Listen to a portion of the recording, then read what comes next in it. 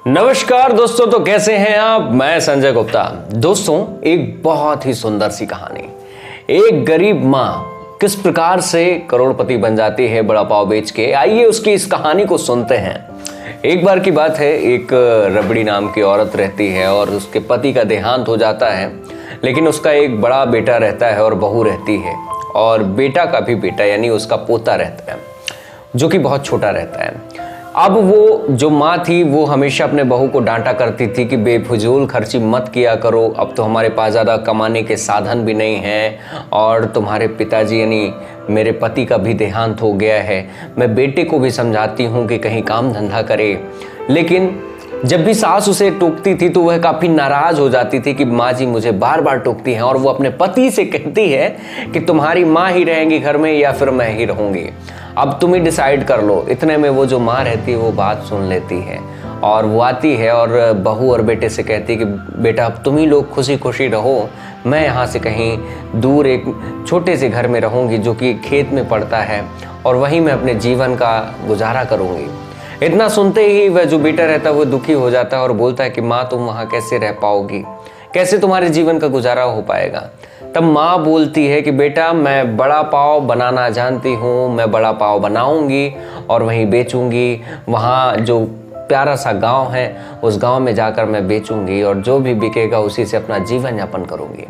तभी बेटा कहता कि माँ एक शर्त पर, तुम बड़ा पाव जरूर बेचोगे, लेकिन मैं तुम्हारी जो भी अपने से मदद होगा वो मैं मदद करूंगा। और अगले ही दिन वह जो उसका बेटा रहता है वह एक ठेला सा, बढ़िया सा ठेला जो बड़ा पाव का रहता है, उसमें जितना भी सामान लगने वाला होता है वो अपने माँ के लिए वहाँ उस गांव में व्यवस्थित कर देता है। माँ जाती है, बड़ा पाव बनाती है, और यकीन मानिए उसकी माँ के हाथों का बड़ा पाव दूर दूर तक फेमस हो गया। जो भी आता था उसके माँ के हाथ का बड़ा पाव खाकर बहुत तारीफ करता था। एक बार की बात है, जब यह बात उस बेटे के पत्नी को पता चली, वह थोड़ा सा चिढ़न महसूस करती थी कि मेरे माँ जी के पास अब पैसे हैं, मेरे पति पैसे ज़्यादा नहीं कमा पाते हैं, माँ की सेवा में ही लगे रहते हैं। तो वो अपने भाई को बुलाती और सारी बात बताती है कि मेरी माँ जी बहुत ज़्यादा पैसा कमाती हैं, लेकिन तुम्हारे जीजा एक भी पैसे नहीं कमा पाते हैं, बस माँ की सेवा में लगे रहते हैं। और तुम अब बताओ हम क्या करें, तुम जैसे भी हो सकता है माँ जी के इस धंधे को चौपट कर दो। और तब उसका भाई कहता है, जरूर बहन, अगर तुमने ये बात कही है तो माँ जी का ठेला आज रात को सर्वनाश में कर दूंगा। और रातों रात जाता है, उस ठेले में आग लगा देता है। अगले दिन जैसे ही सुबह होती है, माँ देखती है कि उसका ठेला जल चुका होता है, बहुत परेशान होती है। तभी वो सोचती है कि अब मैं क्या करूं।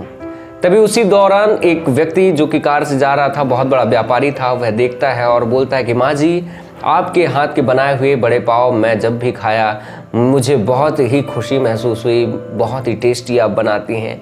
मैंने बहुत सारे ज़माने भर में बड़ा पाव खाए हैं, लेकिन आपके हाथों का बनाया हुआ बड़ा पाव मैं आज तक कहीं नहीं खा पाया, इतना टेस्टी, इतना स्वादिष्ट से भरपूर।